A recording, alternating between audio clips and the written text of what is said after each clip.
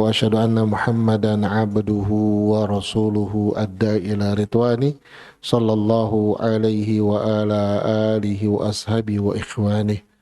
Alhamdulillah, kita bersyukur kepada Allah Subhanahu wa taala yang memberikan kita taufik untuk bisa mengisi waktu kita dengan kebaikan. Taufik itu lawannya dari khuzlan. Taufik itu lawannya dari khuzlan. Khuzlan itu ulama mengatakan tarkul aun, meninggalkan pertolongan. Sementara taufik itu pertolongan Allah. Jadi sebagaimana di dalam surah Ali Imran ayat 160 ketika Allah mengatakan yang surukumullahu fala ghaliba lakum wa yakhdhulkum, jika Allah khuzlan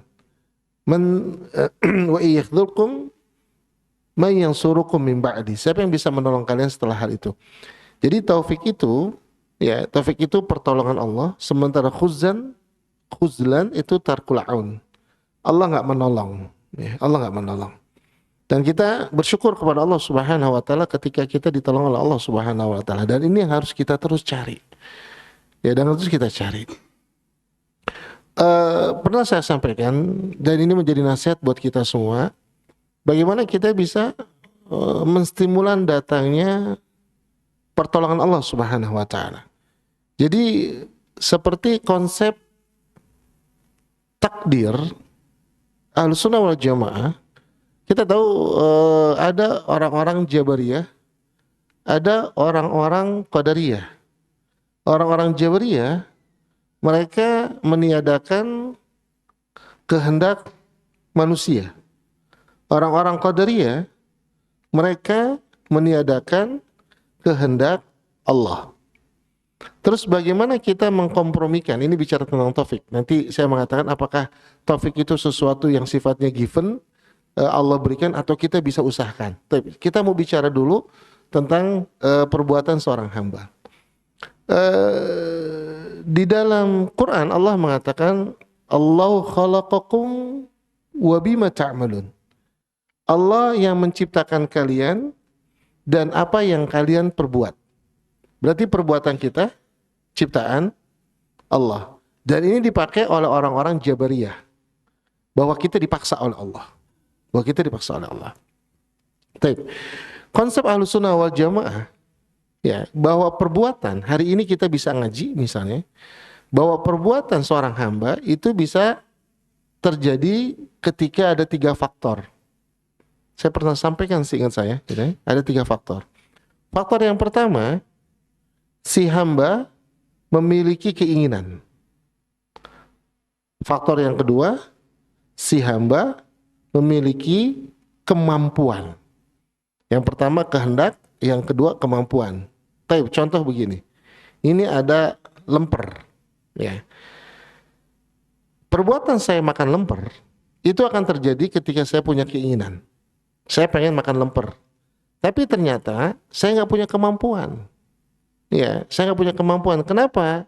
Karena tangan saya sakit misalnya, atau tangan saya kotor. Apakah keinginan saya yang tidak disertai dengan kemampuan itu membuat perbuatannya terjadi atau tidak? Tidak. Atau saya punya kemampuan, saya bisa makan lemper ini, tapi saya nggak punya kehendak. Terjadi atau tidak? Tidak. Saya punya kehendak dan saya punya kemampuan. Terjadi atau tidak? Terjadi atau tidak? Belum tentu. Kan ada 3 tadi. Nah, yang ketiga ini faktor penghalang. Saya pengen makan, terus dikatakan, Ustadz itu bukan lempernya Ustadz. Artinya ada yang menghalangi. Nah, di sini nih. Berarti seseorang ketika ingin melakukan perbuatan, dia punya kehendak, dia punya kemampuan, dan Allah nanti, apakah Allah akan menghalangi dia, atau Allah akan menolong dia untuk melakukan hal tersebut? Nah, disinilah taufik. Disinilah taufik. Disinilah khuzlan. Disinilah keputusan Allah, menolong atau tidak. Contoh misalnya, pernah gak kita punya keinginan berbuat baik? Pernah dong. Ya, misalnya pengen baca Quran gitu. Punya gak kemampuan baca Quran? Punya. Selalu terjadi gak? Tidak. Kadang-kadang tidak. Ya. Sama, kita kadang-kadang punya keinginan berbuat buruk. Kita punya kemampuan berbuat buruk. Selalu terjadi nggak perbuatan buruk itu? Tidak selalu terjadi, tapi sering. Beda sama ketaatan itu. Nah, contohnya ketika Rasul Shallallahu Alaihi Wasallam, Rasul punya keinginan untuk mendengarkan musik. Rasul punya kemampuan. Maka Rasul titipkan kambingnya, gembalanya kepada seorang temannya. Kemudian Rasul ke kota Mekah. Tapi ketika sudah datang di tempat pernikahan, apa yang terjadi? Rasul diberikan kantuk. Dan Rasul terbangun setelah acaranya selesai. Berarti keinginan, kehendak Rasulullah ditambah kemampuan Rasulullah dihalangi oleh Allah. Allah tidak menginginkan Rasulullah melakukan kemaksiatan. Ditolong oleh Allah di sini. Nah, sampai sini bisa dipahami. Nah, ternyata pertolongan Allah itu ya akan diberikan kepada seorang hamba ketika terkonfirmasi hamba itu melakukan ibadah yang dicintai oleh Allah. Ketika seorang beribadah dicintai oleh Allah, maka Allah akan berikan pertolongan. Dalam bentuk apa? Mendukung dia untuk melakukan kehendaknya berbuat baik. Dalam bentuk apa? Menghalangi dia dari berbuat dosa. Makanya Nabi mengatakan, inna salata tanha anil fasyai wal munkar. Kenapa salat bisa mencegah keji dan munkar? Artinya ketika seorang salat, kemudian salatnya dicintai oleh Allah Subhanahu wa taala, maka salat itu mendatangkan taufik, mendatangkan pertolongan Allah yang dengannya dia terhindar dari berbuat kemaksiatan walaupun dia punya kehendak melakukan kemaksiatan tersebut. Bisa diikutin.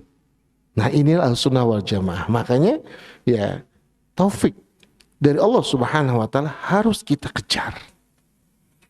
Dan harus kita syukuri, ya. Kalau orang misal diberikan taufik sekarang nih, kita diberikan taufik untuk ngaji. Ngaji kita dicintai oleh Allah. Allah berikan kita taufik untuk yang lainnya. Terus ya, nanti mungkin sholat zuhur berjamaah, sholatnya dicintai oleh Allah. Sore-sore kita mau ngelihat sesuatu yang haram, dicegah oleh Allah, terus begitu sampai akhirnya kita meninggal dunia.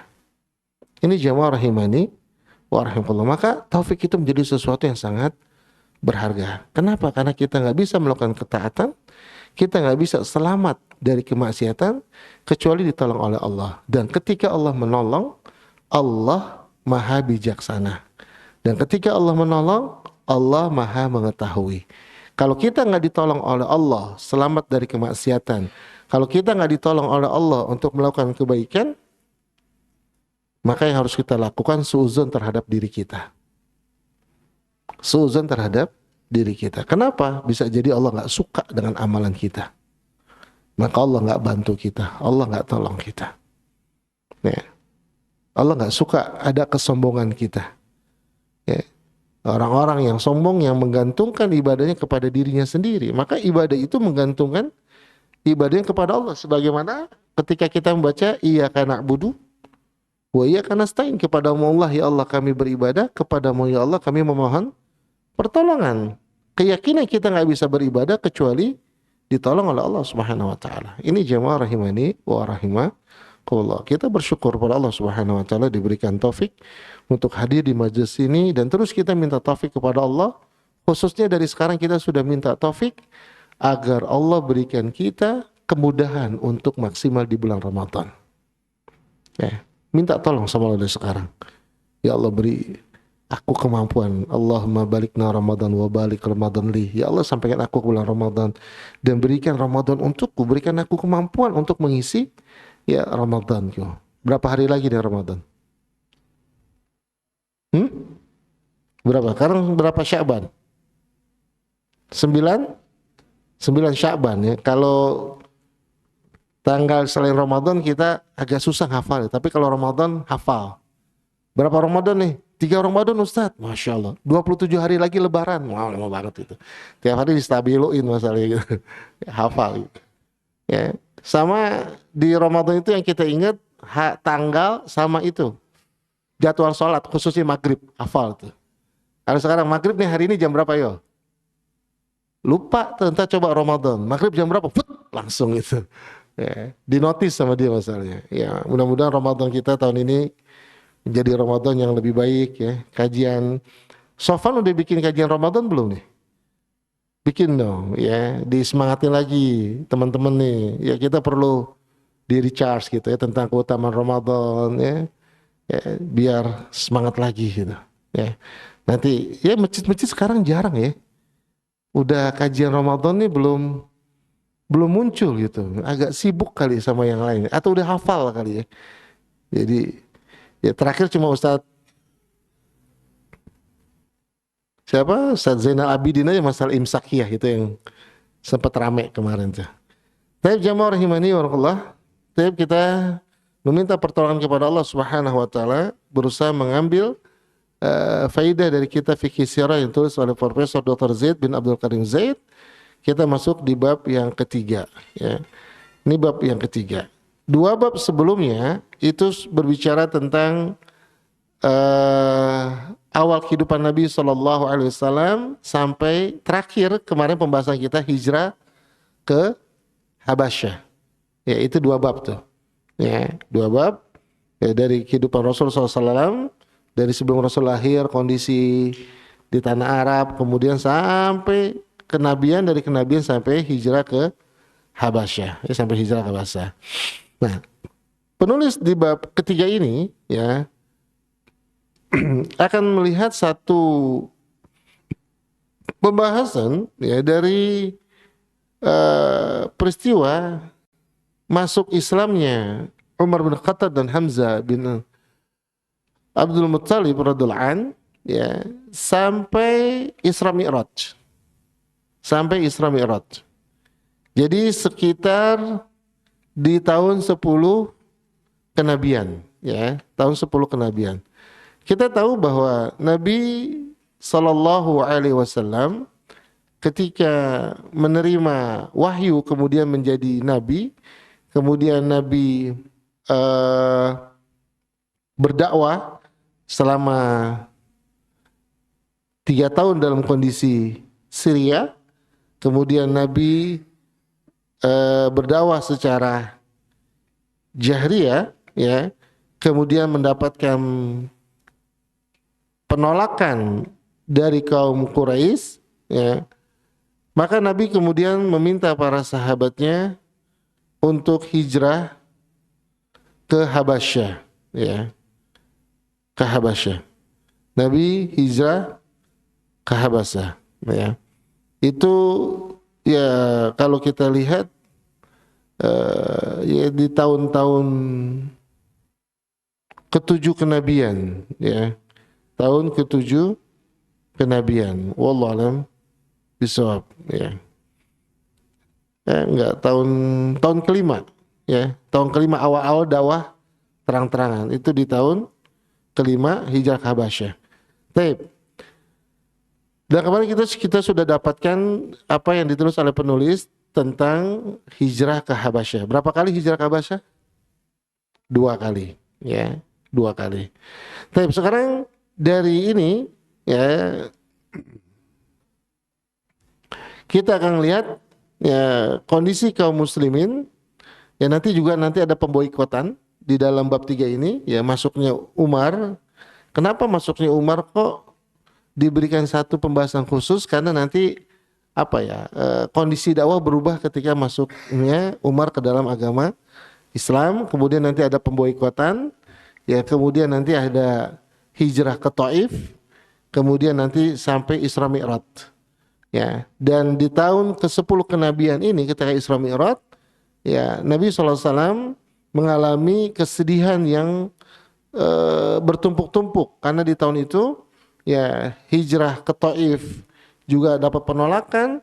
Yang sebelumnya paman Rasulullah meninggal dunia, yang kemudian diikuti dengan wafatnya Khadijah, sehingga kesedihan itu bertumpuk-tumpuk, kemudian baru Isra Mi'raj. Nah, ini di bab ketiga kita akan bahas, ya, pembahasan itu. Tapi kita akan masuk ke pembahasan tentang masuknya Umar dan Hamzah ke dalam agama Islam, ya. Karena dua ini menjadi tokoh, Ya, dua orang ini menjadi tokoh dan memiliki kedudukan yang mulia. Ya, di masa jahiliyah yang terkait dengan kekuatannya, karismanya. Bukan dilihat dari kekuasaan. Kalau kekuasaan itu Abu Jahal, itu kekuasaan. Tapi kalau Hamzah dan Abdul Muthalib, Hamzah dan Umar bin Khattab itu dilihat dari karismanya, dari kekuatannya. Ya, baik. Kita lihat di sini. Yang pertama, ya paman Nabi SAW yaitu Hamzah bin Abdul Muthalib. Ya, Hamzah bin Abdul Muthalib. Hamzah bin Abdul Muthalib, ya, beliau termasuk orang yang dapat gelar Sayyidus Suhada. Sayyidu Suhada, pemimpinnya para orang-orang yang mati syahid. Ya. Rasulullah SAW keponakan Hamzah, tapi Rasulullah SAW dengan Hamzah itu saudara sesusuan. Ya, Rasul dan Hamzah memiliki ibu susuan yang sama. Masih ingat nggak? Kira-kira siapa? Budaknya Abu Jahal. Suaibah. Ya, Allah barik fiik. Suaibah. Yang ini dalam sebuah hadis yang dikatakan hadis ini lemah diberikan Imam Bukhari, bahwa Abu Jahal diberikan minum di neraka disebabkan membebaskan Suaibah untuk menyusui Rasul sallallahu alaihi wasallam, karena kebahagiaan Abu Jahal dengan kelahiran siapa? Abu Lahab, mohon maaf, kok Abu Jahal sih? Abu Lahab maksudnya, dan kelahiran Rasul sallallahu alaihi wasallam sehingga membebaskan Suaibah untuk menyusui Rasul sallallahu alaihi wasallam. Dan pada saat ini Rasul dan Hamzah satu ibu susuan. Jadi Rasul dan Hamzah ini usianya nggak terpaut jauh, ya, usia nggak terpaut jauh. Taib. Kita lihat bahwa Hamzah, ya, ketika Hamzah di halaman 192 kita bisa lihat disebutkan di dalam kitab-kitab sirah, ya, dalam kitab-kitab sirah bahwa ada seorang budak wanita dari Abdullah bin Jud'an, ya, Jud'an atau Jada'an. Masih ingat nggak nih nama ini? Pernah dengar nggak? Saya kasih clue-nya ya, nggak apa-apa, sekaligus apa namanya murajaah. Dulu ada orang dari Yaman, ya, Zaidi atau Zaidi, ya, dari suku Zaidi, yang dia bermuamalah dengan seorang Mekah, ya, Wa'il. Nah, tapi ternyata orang ini nggak dibayar. Orang ini nggak dibayar, sehingga orang ini naik ke atas gunung minta pertolongan, dan disambutlah oleh orang-orang Quraisy pada saat itu untuk menolong orang dari Yaman ini, ya, untuk mendapatkan haknya, yaitu pembayaran dari Wa'il yang nggak dibayarkan. Akhirnya mereka berkumpul bersepakat untuk menolong orang ini, ya, yang dikenal dengan peristiwa Hilful Fudul. Usia Nabi itu sekitar 30-an tahun, belum menikah dengan Khadijah. Hilful Fudul. Hilful Fudul itu perjanjian kesepakatan orang-orang yang utama di kota Mekah untuk menolong orang Yaman itu, dan itu di rumahnya Abdullah bin Juda'an atau Jada'an, ya. Nanti ada Hilful Fudul. Hilful Fudul. Antum nanti buka-buka lagi, ya, Hilful Fudul itu, ya, bahkan Nabi mengatakan kalau aku diundang untuk hadir ke pertemuan semacam itu setelah aku mendapatkan Islam, aku akan datang. Nah, ini kata penulis kitab ini. Jadi umat Islam itu harusnya kalau ada kebaikan dia bisa bersatu dalam kebaikan, gitu. Wallahu a'lam bishawab. Taib. Nah, ini ada seorang budak wanita Abdullah bin Ju'an, ya. Kemudian wanita ini melihat Abu Jahal bertemu dengan Rasul sallallahu alaihi wasallam di Bukit Sofa, ya. Bertemu dengan Rasul sallallahu alaihi wasallam di Bukit Sofa, ya. Fa'adhahu wa syattamahu wa nala minhu. Kemudian Abu Jahal itu menyakiti Rasul sallallahu alaihi wasallam. Abu Jahal itu mencaci Rasul sallallahu alaihi wasallam, tapi Rasul sallallahu alaihi wasallam tidak, ya, walam yukallimuhu Rasul sallallahu alaihi wasallam. Nabi enggak ngomong apapun juga. Nabi enggak ngomong apapun juga, ya. Kemudian gak lama berselang, Hamzah bin Abdul Muthalib datang dari berburu, masih bawa busur pakai panah, ada panahnya gitu. Nah, budak wanitanya dari Abdul bin Junan ini menyampaikan fa akhbaratu, ya, Ammatu ibnu Jud'an bima sami'at, ya. Maka kemudian budaknya Abdul bin Junan ini cerita kepada Hamzah, oh tadi tuh ya keponakan kamu tuh disakiti sama Abu Jahal begini gini gini gini gini gini, diceritain tuh. Nah pada situ ya Hamzah yang masih anak muda, dia punya harga diri yang tinggi, marah ya. Dan memang kalau kita lihat ya Hamzah memang begitu karakternya. Dan dengan izin Allah Subhanahu wa taala ya Hamzah ya akhirnya masuk Islam dalam kondisi demikian, ya, dalam kondisi demikian. Hamzah datang ya menghampiri Abu Jahal. Kemudian Abu Jahal bangun pengen menyambut Hamzah. Maka Hamzah ngangkat busurnya, kemudian dipukul pakai busurnya. Kepalanya Abu Jahal dipukul. Abu Jahal tokoh dipukul sama Hamzah, ya. Dipukul sama Hamzah, ya, dipukul sama Hamzah. Maka kemudian Hamzah bertanya kepada Abu Jahal. Dia bertanya kepada Abu Jahal, apakah engkau atastamihu, apakah engkau menyakiti, mencaci Muhammad? Dia tanya, apakah engkau mencaci Muhammad? Kemudian Hamzah mengatakan, wa ana ala dinihi wa aqulu ma yaqul. Aku di atas agamanya, aku mengatakan apa yang dia katakan. Ya, kalau kamu balas, ya, faraddu alayya dzalik in istata'ta. Balas ke aku. Kalau memang kamu mampu untuk membalas ke aku. Jadi pas Hamzah dengar, Hamzah nyari Abu Jahal, ketemu Abu Jahal, dipukul kepalanya pakai busur. Kemudian Hamzah mengatakan, kau telah mencaci Muhammad? Gitu. Ya. Kemudian setelah ngomong itu Hamzah mengatakan, wa ana ala dinihi aqulu ma yaqul. Faraddu alayya in istata'ta. Kata Hamzah, aku berada di atas agamanya. Langsung masuk Islam itu. Padahal belum bersyahadat. Ya. Allah berikan hidayah. Aku berada di atas agamanya. Aku mengatakan apa yang dia katakan. Kalau kamu balas, kalau mampu, balas kepadaku.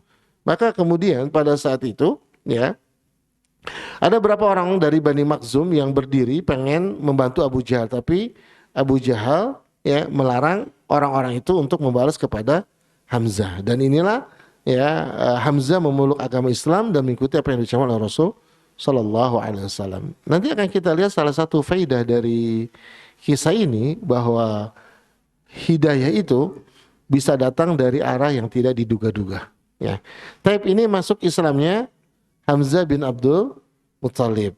Jadi masuk Islamnya bukan di pengajian ternyata. Ya, masuk Islamnya bukan di pengajian, tapi masuk Islamnya ketika mendengar Rasul Sallallahu Alaihi Wasallam disakiti oleh Abu Jahal. Sekarang kita lihat Umar bin Khattab radhiyallahu anhu. Ya. Umar bin Khattab ini salah seorang yang suka menyakiti kaum muslimin. Ada sebuah kisah. Ya, ada sebuah kisah yang diceritakan oleh istri dari Amir bin Rabi'ah, yaitu Layla binti Hathmah. Layla binti Hathmah merupakan istri dari Amir bin Rabi'ah. Ya. Beliau mengatakan, ya, wallahi inna lanartahilu ila ardil Habasyah. Ya, wallahi demi Allah, waktu kami pengen pergi ke Habasyah, ini jadi masuknya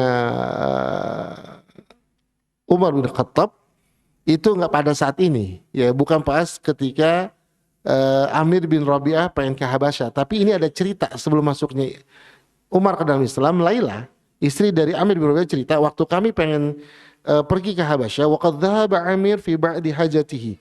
Suaminya Amir bin Rabi'ah itu pergi untuk membeli beberapa perlengkapan. Ya.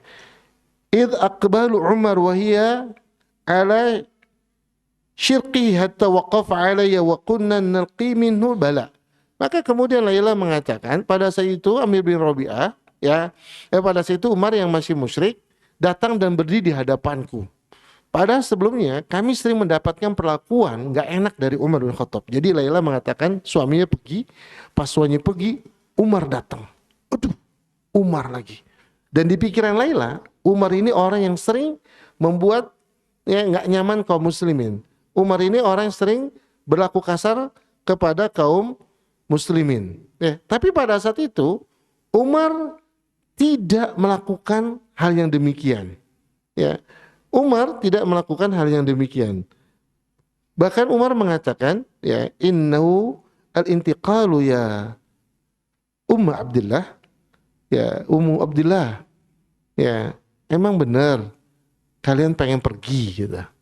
Jadi Umar ketika ketemu Laila itu kunyanya Ummu Abdillah, suaminya kan nggak ada. Laila udah ketakutan nih, pasti Umar nanti ngomongnya kasar, jangan-jangan melakukan sesuatu yang kasar. Tapi Umar nggak ngomong kasar, Umar mengatakan emang benar ente pengen pergi. Maka kemudian Laila mengatakan na'am, wallahi lanakhrujanna fi ardillah, adzaitumuna wa qahratumuna hatta yaj'alallahu lana makhrajan. Benar demi Allah kami sungguh akan pergi ke negeri Habasyah. Kalian telah menyakiti kami. Kami akan pergi ke Habasyah sampai Allah memberikan jalan keluar bagi kami. Kemudian Umar mengatakan sahabakumullah. Semoga Allah bersama kalian. Lihat. Umar ketika tahu Laila pengen ke Habasyah, Umar gak mencegahnya, tapi Umar mengatakan sahabakumullah.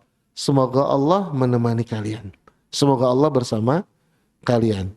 Kemudian kata Laila, aku melihat Umar yang begitu lembut yang gak pernah aku lihat selama ini. Dan aku melihat Umar pergi dengan perasaan sedih karena kami pengen pergi. Jadi itu yang dilihat oleh Laila, istri dari Amr bin Rabi'ah. Maka ketika Amr bin Rabi'ah datang, Laila berkata, ya Aba Abdillah, law ra'aita Umar anifan wa riqatahu wa huznahu alaina. Coba wahai suamiku Abu Abdillah, Amr berarti kan, Amir bin Rabi'ah, coba tadi engkau lihat betapa Umar bin Khattab itu begitu lembut dan dia sedih. Terlihat kesedihan ketika melihat kita akan pergi. Apa kata suaminya? Atau ma'ti fil Islam? Apakah kamu berharap Umar masuk Islam? Gara-gara ngelihat dia sedih kita mau pergi, kemudian kamu berpikir jangan-jangan Umar bisa nih masuk Islam gitu. Atau ma'ti ilal Islam? Alal Islam, ilal Islam? Apakah kamu berpikir bahwa Umar itu akan masuk Islam? Apa kata Laila? Naam, benar. Kayaknya Umar bisa deh masuk Islam. Karena tadi dia lembut banget, terus sedih kita mau pergi. Kayaknya udah condong-condong nih ke Islam gitu. Itu kata Laila. Apa kata Amir bin Rabi'ah? Beliau mengatakan, "Fala yuslimul ladzi ra'aiti hatta yuslimu himaril qattab." Orang yang kau lihat tadi nggak bakal masuk Islam sampai keledainya Khattab masuk Islam duluan.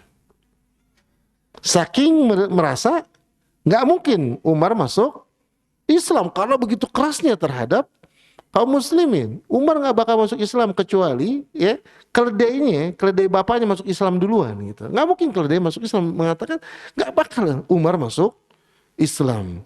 Umar masuk Islam. Tapi ini jamaah rahimani wa rahimakumullah. Peristiwa ini ketika Umar bin Khattab radhiyallahu an yang bersikap lembut, dan ini bukan sebuah sikap yang biasanya yang Umar lakukan terhadap orang-orang kaum muslimin, ini membuat suaminya Laila, Amir bin Rabi'ah, nggak percaya apa yang diceritakan oleh istrinya. Bukan berarti nanti Amir bin Rabi'ah menutup kemungkinan hidayah Allah, bukan. Artinya Amir bin Rabi'ah berpikir bukan Umar nggak bakal masuk Islam, kan nggak boleh kita seperti nanti hukum laknat. Boleh nggak kita melaknat seseorang? Boleh nggak melaknat? Laknat itu apa? Menjauhkan dari rahmat. Rahmat itu apa? Menjauhkan dari laknat. Antum bolak-balik terus. Rahmat itu kalau datang sendirian berarti ampunan dan hidayah. Ampunan untuk dosa yang telah lalu, hidayah untuk kehidupan yang akan datang. Maka orang yang melaknat, orang yang menjauhkan seseorang dari ampunan dan hidayah Allah. Dan ini dilarang. Karena ampunan dan hidayah Allah itu cuma milik Allah. Sebagaimana ketika Nabi melaknat 3 orang kan, Allahumma an fulan wa fulan wa fulan, Allah turunin ayat, walaisa laka minal amri syai', kau nggak punya urusan di dalam hal ini. Yang ternyata 3 orang itu pada akhirnya masuk Islam. Ya, ini hak Allah gitu.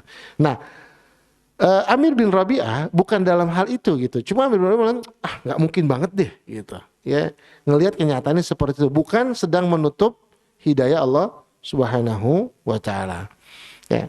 Dan kita tahu bahwa Umar bin Khattab tadi saya katakan memiliki kedudukan yang penting di tengah bangsa Quraisy sebagaimana Abu Jahal. Maka Nabi SAW berdoa kepada Allah, Allahumma aizzal islama bi ahabi hadaini rajulaini. Ya Allah, muliakanlah Islam, a'izzal islama, muliakanlah Islam dengan salah seorang yang lebih engkau cintai dari kedua orang ini. Ya, Abi Jahal, ya, au bi Umar ibni Khattab, Abu Jahal atau Umar bin Khattab, ya. Tapi jamaah rahimani wa rahimakumullah, Abu Jahal itu namanya Amr bin Hisham. Jadi 2 Umar, yang satu Umar bin Khattab, yang satu Amr bin Hisham, ya. Tapi Nabi SAW, ya, juga kadang mendoakan Umar bin Khattab secara khusus. Sebagaimana dalam hadis yang disampaikan oleh Aisyah radhiyallahu anha, Nabi mengatakan Allahumma aizzal islama bi Umar ibn Khattab khassah. Ya Allah, muliakan Islam dengan Umar bin Khattab secara khusus. Dan Allah Subhanahu wa taala yang mengabulkan doa Rasul sallallahu alaihi wasallam. Dan Umar yang masuk Islam itu setelah dari hijrah Habasyah yang pertama. Karena Laila dan Amir bin Rabi'ah itu ikut kloter pertama hijrah ke Habasyah. Dan di sini disebutkan oleh penulis bahwa Umar bin Khattab itu masuk Islam ba'dal islami Hamzah bi thalathati ayyam, 3 hari setelah Hamzah. Wah, ini kemenangan yang besar buat kaum muslimin. Hamzah masuk Islam aja itu kaum muslimin udah alhamdulillah, ditambah Umar masuk Islam. Ya, jadi pas saat itu benar-benar ya dapat apa ya? Dapat booster gitu. Karena 2 orang yang mulia ini masuk Islam dalam waktu yang sangat berdekatan, hanya 3 hari. Tapi jamaah rahimani wa rahimakumullah, sekarang akan kita lihat tentang detik-detik Islam, detik-detik masuknya Umar ke dalam Islam, ya. Dan ini disebutkan oleh penulis banyak versi tentang keislaman Umar, sebab keislaman Umar bin Khattab radhiyallahu an, ya. Tapi yang menarik kata beliau, ya, kata penulis rahimahullah, yang menarik bahwa bukan sekedar peristiwa masuk Islamnya, tapi kondisi, ya, Umar setelah masuk Islam.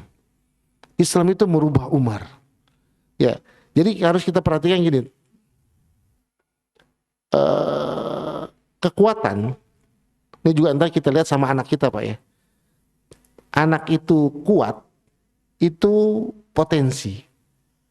Tapi nanti yang mengarahkan potensi ini ke kanan atau ke kiri itu iman. Ya. Umar bin Khattab ketika masuk Islam, potensinya dia itu nggak hilang, tapi mengarah kepada yang lebih positif gitu. Nggak kemudian Umar pas masuk Islam langsung jadi cupu gitu. Enggak gitu. Tetap Umar gitu. Ya.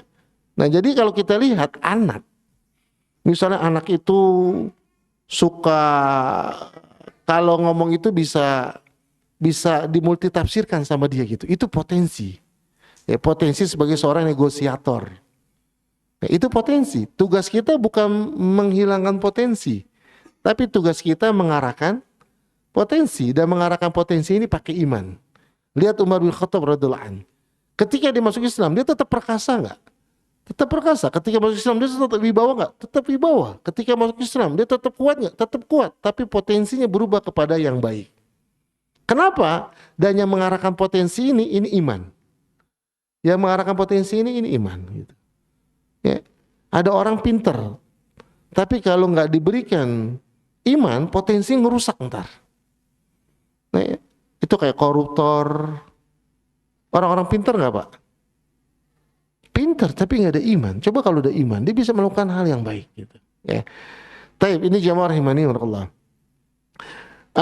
Di sini dikatakan Ibnu Ishaq mengatakan ya dari Abdurrahman bin Haris dari sebagian keluarga Umar ya berkata Umar mengatakan lama aslamtu tilkal lailah ketika aku masuk Islam di malam tersebut. Jadi Umar sendiri yang cerita nih. Umar yang cerita ini riwayat dari Ibnu Ishaq. Ya, ketika malam itu aku masuk Islam, aku mengingat siapa-siapa aja di antara penduduk Mekah yang selama ini paling memusuhi Rasul sallallahu alaihi wasallam dan akan aku datangi dan aku beritahukan padanya bahwa aku telah masuk Islam. Jadi orang masuk Islam diem-diem.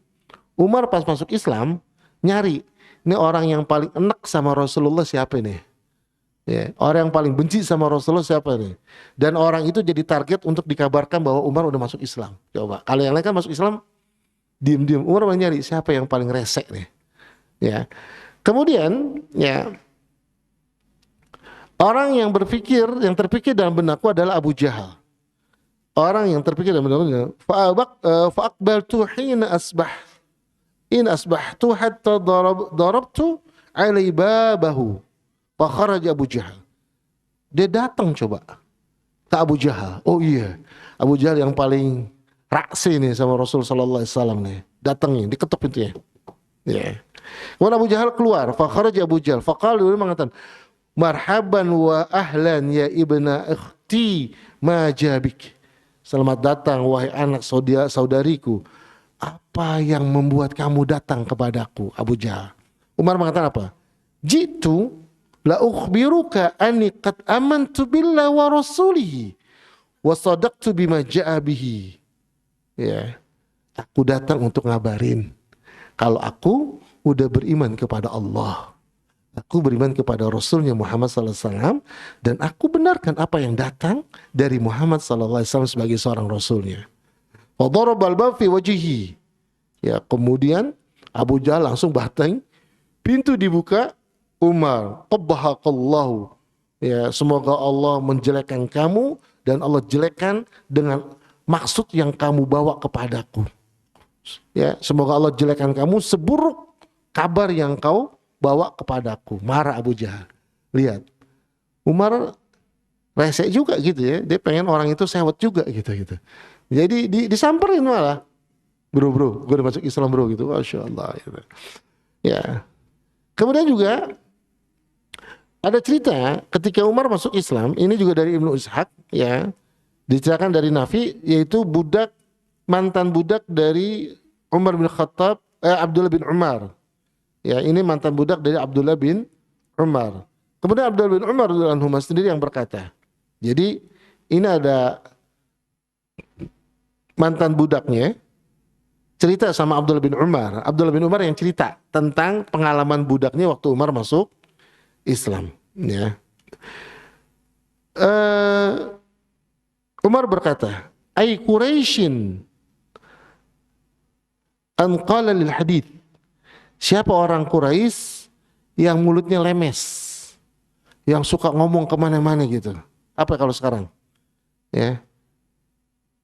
Apa pokoknya orang yang kalau di sini tuh an qala lil muhadits, ya, an qala lil hadits, orang yang suka banyak bawa berita. Mungkin ya orang yang followernya banyak ya. Influencer ya, gitu, influencer gitu. Ya, lemes dia. Ya.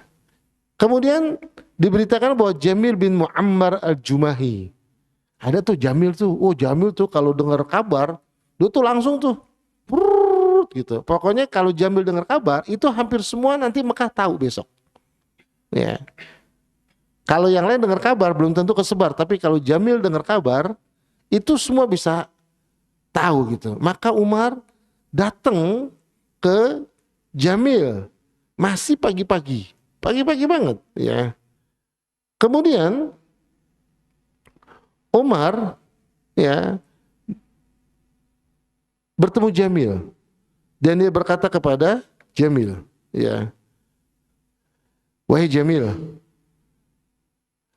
anni aslamtu wa dakhaltu fi dini Muhammad.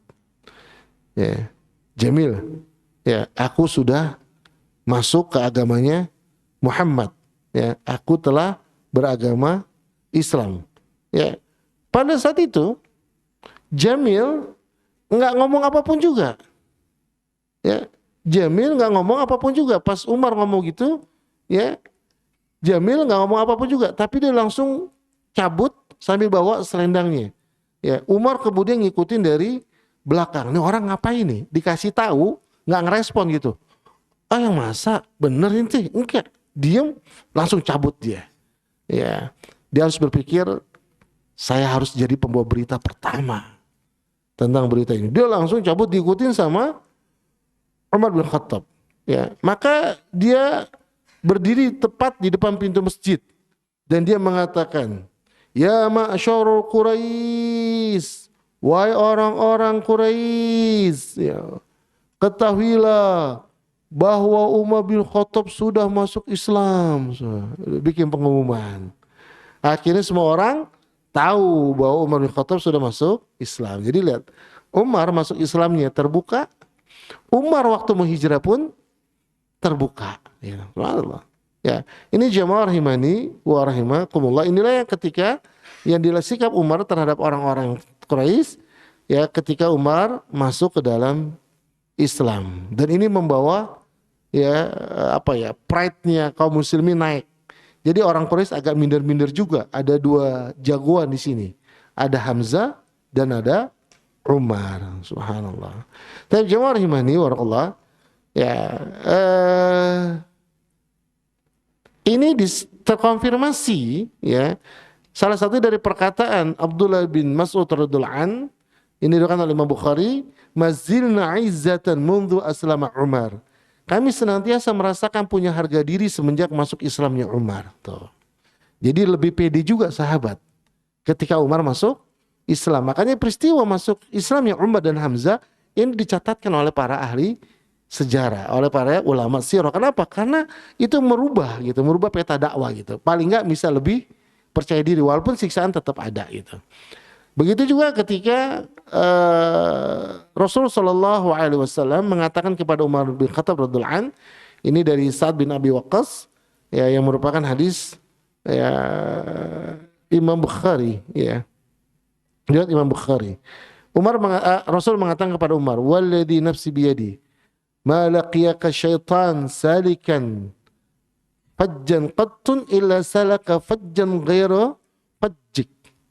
Kata Rasulullah SAW, demi Allah yang jiwaku berada di tangannya, setiap kali setan bertemu kamu sedang melewati suatu jalan, maka dia melewati jalan lain, ya, selain dari jalanmu. Lihat. Jadi setan aja kalau ketemu Umar minggir. Ya. Kalau kita lewat, kalau Umar lewat setan minggir, kalau kita lewat setan kumpul. Aduh, subhanallah. Ya, nauzubillah, subhanallah. Ya. Taib. Ketika Umar masuk Islam atau menyatakan diri masuk Islam, ya, dia datang ke rumahnya Arqam bin Abil Arqam dan di situ sudah ada Hamzah pada saat itu, ya, sudah Hamzah pada saat itu, ya, dan pada saat itulah kemudian Umar menyatakan dirinya masuk Islam. Ini masuk Islam dua sahabat mulia itu Hamzah bin Abdul Muttalib dan Umar bin Khattab radhiyallahu anhumah. Baik, sekarang kita lihat pelajaran yang bisa kita ambil dari masuknya Islam dua hamba Allah ini.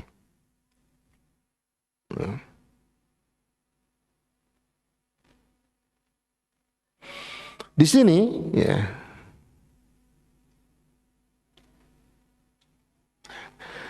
penulis ingin melihat satu hal berdasarkan surah Al-Baqarah 216. Ya.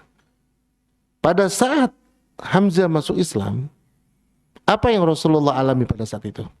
Sesaat sebelum Hamzah masuk Islam, Rasulullah sedang dicaci. Rasul disakiti oleh Abu Jahal. Tapi bukankah itu takdir Allah? Maka Allah, penulis mengatakan, maka Allah, ya, di dalam ayatnya mengatakan asa wa asan taqru syai'an wa huwa khairul lakum. Bisa jadi kau benci sesuatu padahal itu baik buatmu. Artinya apa, jemaah? Ya, keburukan yang menimpa Rasulullah ternyata menjadi pintu terbukanya kebaikan Islam. Dengan apa? Masuknya Hamzah. Secara kenyataan, kalau pas saat itu Rasulullah nggak dicaci oleh Abu Jahal, Hamzah masuk Islam nggak? Kebaikan buat Islam bertambah nggak ketika Hamzah belum masuk Islam? Enggak. Tapi ketika Rasul disakiti, maka Allah bukakan pintu kebaikan. Jadi buat kita baca kisah ini, jangan pernah merasa sedih ketika dapat musibah. Jangan merasa sedih. Karena Allah bukakan. Taib, ana mau tambahkan. Doa yang paling sering kita minta apa? Doa menurut kita, permintaan yang paling kita butuhkan dan paling sering kita mintakan. Minta apa? Apa? Istiqomah. Minta hidayah supaya bisa istiqomah. Coba antum buka surah At-Taghabun ayat 11. Ketika Allah mengatakan ma asabaka min musibatin illa biidznillah, dan tidaklah musibah itu terjadi kecuali atas izin Allah. Fama yu'min billah yahdi qalba. Barang siapa yang beriman kepada Allah, Allah berikan hidayah di hatinya. Apa kata Imam Ibnu Katsir? Barang siapa yang beriman, musibah itu datangnya dari Allah dan dia bersabar, maka Allah berikan yang lebih baik dari dunia yang hilang. Itu apa? Hidayah di hati. Subhanallah. Jemaah, kalau misalnya gini, ada orang nih datang ke kita, Pak minta kerja dong, Pak minta kerja dong, Pak nggak punya duit nih, minta kerja tiap hari gitu. Terus sama kita, ya udah nih ada nih perusahaan yang butuh nih, lamar ya ke sana ya. Enggak, males jauh. Kira-kira kita kesel nggak? Resek banget ente. Dari kemarin minta kerja, sekarang dikasih peluang, bilangnya males. Sama kayak kita Pak, kalau kita mengeluh dapat musibah. Bukankah musibah itu pintu hidayah yang selama itu kita minta? Kenapa kita tutup? Kenapa kita tutup dengan tidak ridha terhadap musibah Allah? Demi Allah, musibah itu pintu hidayah. Sebagaimana Allah sebutkan dalam surah At-Taghabun ayat 11. Jangan tutup. Jangan tutup. Kan kita minta, kok kita tutup? Subhanallah. As-santahu syai'an wa huwa khairul lakum. Bisa jadi ya musibah itu yang kita benci akan mendatangkan banyak kebaikan, salah satunya hidayah Allah. Type ini yang pertama. Ya. Yang kedua, kita lihat bahwa kitab-kitab sirah mengatakan awalnya keislaman Hamzah bin Abdul Muttalib ya karena terdolong oleh rasa harga dirinya, ya nggak mau keluarganya dihina dan orang lain. Tapi dengan itu Allah kemudian melapangkan hatinya untuk menerima agama ini. Ini bisa jadi orang masuk Islam pertama tujuannya bukan karena Allah, ya tadi karena harga diri, ya karena kebanyakan apa? Bisa jadi dia masuk Islam awalnya bukan karena pemahaman, tapi apa? Karena mau nikah, ya. Maka bisa jadi setelah dia nikah jadi baik. Anas bin Malik mengatakan, inna kana ar-rajulu la yuslimu ma yuridu ila dunya. Kata Anas bin Malik, ya sesungguhnya pada zaman dulu ada sebagian orang yang masuk Islam hanya mengharapkan keuntungan dunia, ya karena pengen kawin, pengen nikah. Fama yuslimu hatta yakunul Islam ahabba ilaihi minad dunya wa ma'aliha. Sampai kemudian ya dia menjadikan Islam sesuatu yang lebih dicintai dari dunia.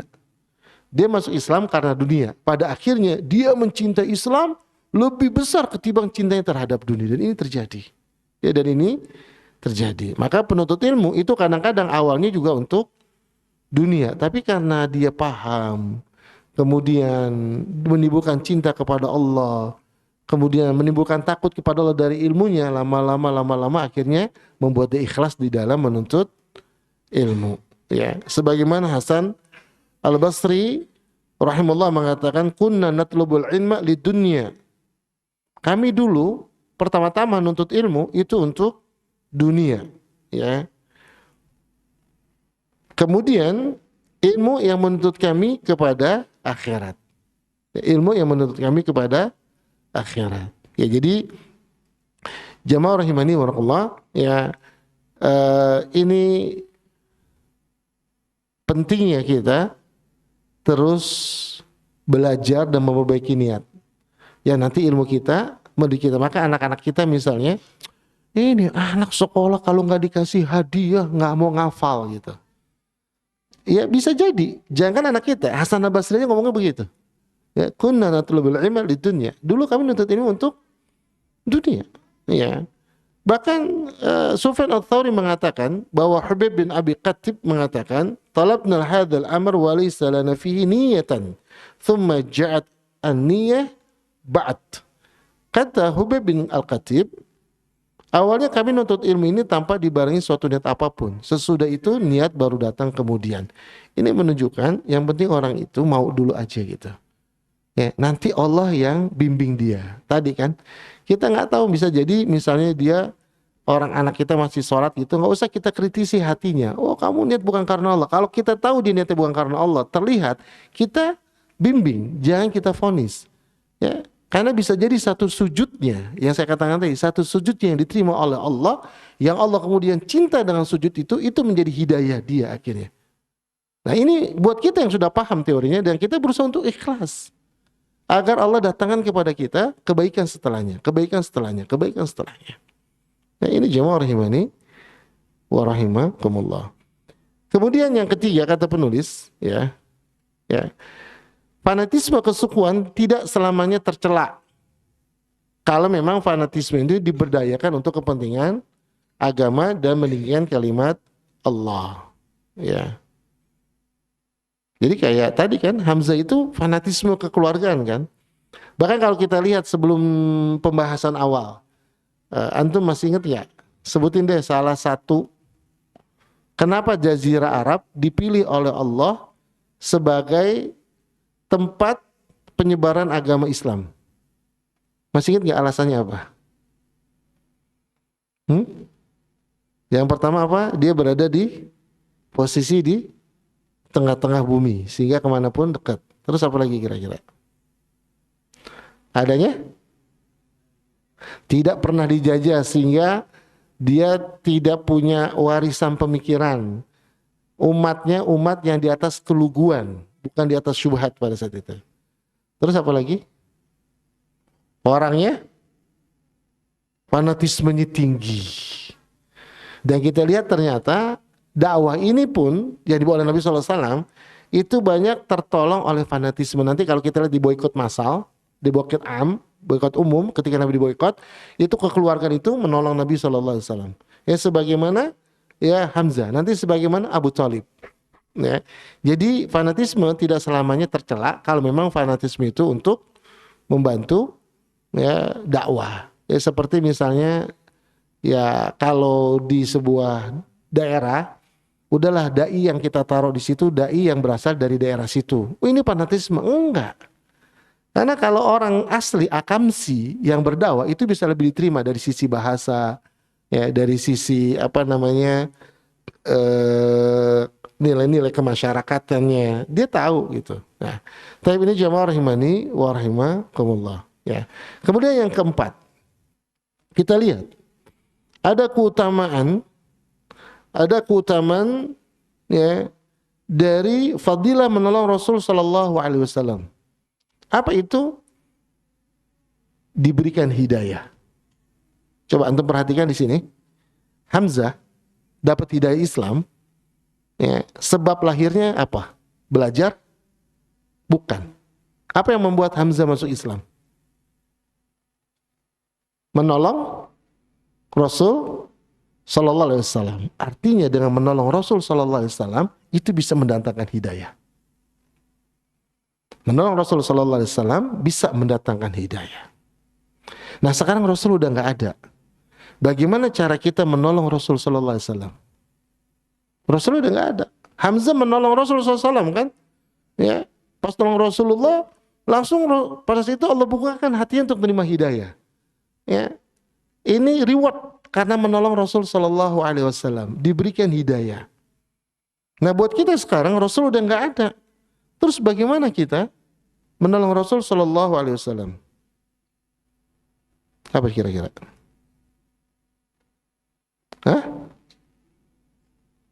Menghidupkan sunnah Nabi sallallahu alaihi wasallam, mengikuti Nabi sallallahu alaihi wasallam, dan itu bisa mendatangkan hidayah.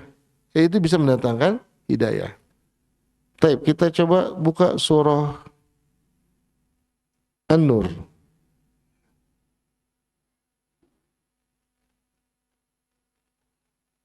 Ayat 54. Ya. Maksudnya ini selaras dengan firman Allah di surat An-Nur ayat 54. Ketika Allah berfirman, "Qul ati'ullaha wa ati'ur rasul." Katakanlah Muhammad, taatlah kepada Allah dan taatlah kepada Rasul. Fa in tawalau fa inna ma 'alaihi ma humila wa 'alaikum ma humiltum. Ya. Jika kalian berpaling, maka sesungguhnya kewajiban Rasul hanyalah apa yang dibebankan kepadanya. Dan kewajiban kamu apa yang diwajibkan bagi kamu. Setelahnya ini yang jadi catatan. Wa in tuti'uhu tahtadu. Jika kamu taat kepadanya, niscaya kamu mendapat petunjuk. Lihat. Jadi menolong Rasulullah yaitu menolong sunnahnya. Taat kepada Rasulullah ternyata di dalam surat An-Nur ayat 54. Ketaatan kepada Rasulullah itu sebab mendapatkan hidayah. Maka kita lihat itu kalau kajian-kajian sunnah itu gampang membuat orang misalnya meninggalkan riba. Kenapa gitu? Kok dulu kita ngaji bertahun-tahun di kamar-kamar yang lain gitu, kayaknya sama hal-hal yang begitu biasa-biasa aja gitu. Senin Kemis rajin tapi masih riba pas ngaji sunnah. Ya, kecintaan kita kepada Islam, ya, ketaatan kita kepada Allah itu kok bertambah gitu. Kenapa? Bukan hebat ustadz-ustadznya, bukan. Tapi janji Allah, wa in tuti'uhu tahtadu. Jika kau ikut taat kepada Rasul, maka kau akan mendapatkan hidayah. Ini jemaah rahimani warahmatullah, faedah yang bisa kita dapatkan dari masuk Islamnya Hamzah bin Abdul Thalib disebabkan Hamzah menolong Rasul sallallahu alaihi wasallam. Dengan sebab menolong Rasul sallallahu alaihi wasallam, maka Allah berikan hidayah kepada hati Hamzah. Buat kita sekarang, tolong Rasulullah dengan cara apa? Menghidupkan sunnah Nabi sallallahu alaihi wasallam yang dengannya Allah akan berikan hidayah kepada kita. Mungkin kita sampai sini dulu. Wallahu a'lam bishawab. Nanti akan kita lanjutkan ya di pertemuan selanjutnya kalau ada ya di pembahasan tentang pelajaran dari masuk Islamnya Hamzah dan Umar bin Khattab radhiyallahu anhu. Saya pikir di Hamzah sudah, nanti tinggal Umar. Wassalamualaikum Muhammadin wa ala alihi wasallam wa akhiru da'wana alhamdulillahi rabbil alamin.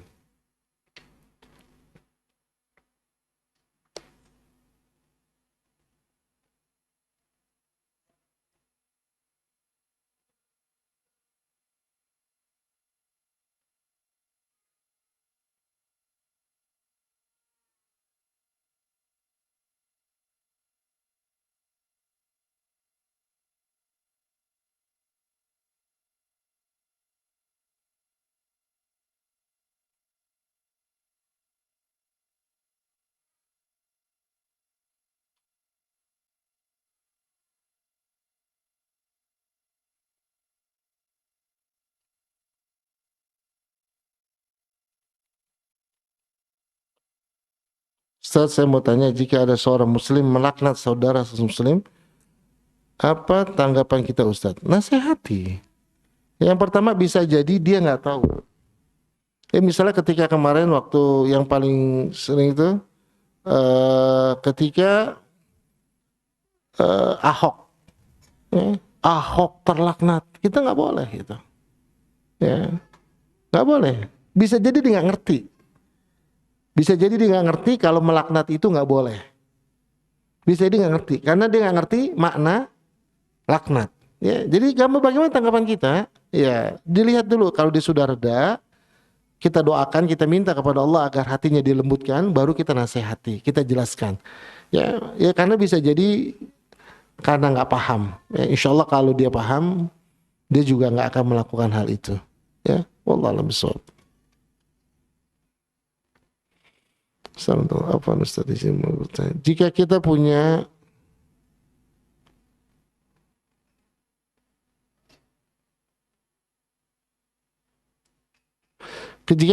masalah, disunahkan untuk salat dan meminta pertolongan kepada Allah. Salat apakah itu Ustaz? Taib. Allah Subhanahu wa taala mengatakan wasta'inu bis-sabri was-salah. Ya. Mintalah tolong kepada Allah dengan sabar dan salat. Salat apa? Salat mutlak. Yang penting bukan di waktu yang terlarang. Ya, misalnya kita dengar kabar gitu, innalillahi wa inna ilaihi raji'un gitu, langsung kita salat. Boleh. Boleh. Dengar misalnya anak kena musibah, la samahullah. Istri kena musibah, la samahullah. Atau yang lainnya. Kemudian kita bingung nggak bisa nolong gitu. Maka apa yang kita lakukan? Salat dulu, salat 2 rakaat.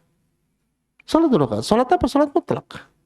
Ya minta tolong kepada Allah ya dengan salat itu maksudnya. Jadi salat apa? Salat sunnah mutlak. Jadi kita minta tolong kepada Allah dengan melaksanakan salat. Wallahu a'lam bishawab. Dari yang ikhwannya ada? Cukup insyaallah. Subhanakallah wa bihamdik asyhadu an la ilaha illa anta astaghfiruka wa atubu ilaik. Assalamualaikum warahmatullahi wabarakatuh.